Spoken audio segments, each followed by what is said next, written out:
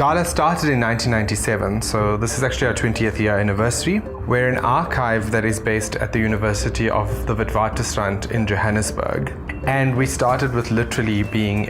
a closet of collection of books, stories about lesbian and gay people in South Africa. And we've kind of grown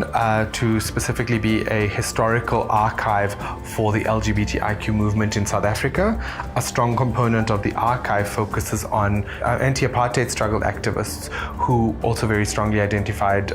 as lesbian and gay, and who were then able to kind of push the liberation movement to accept that, and that's partly why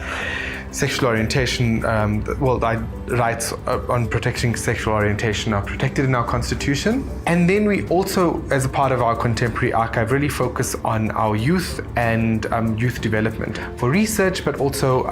we have a youth forum which meets every Thursday to talk about issues that affect queer lives in South Africa. And so it's a very important space, particularly for younger people, and particularly those people who identify as trans or gender non-conforming, who don't necessarily have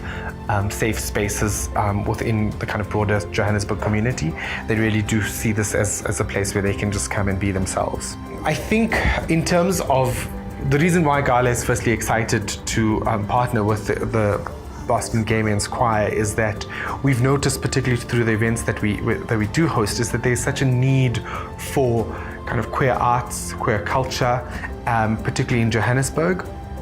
and being able to kind of foster a kind of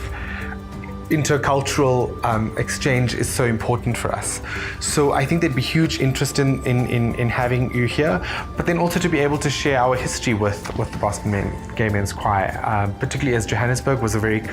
historically a queer center, and lots of people came to the city so that they could live their lives, and to also then share about some of the experience of our younger people, being young, queer, unapologetic about it, which is pretty amazing and inspiring. So I hope that we can bring that, or at least show that, to the Boston Gay Men's Choir.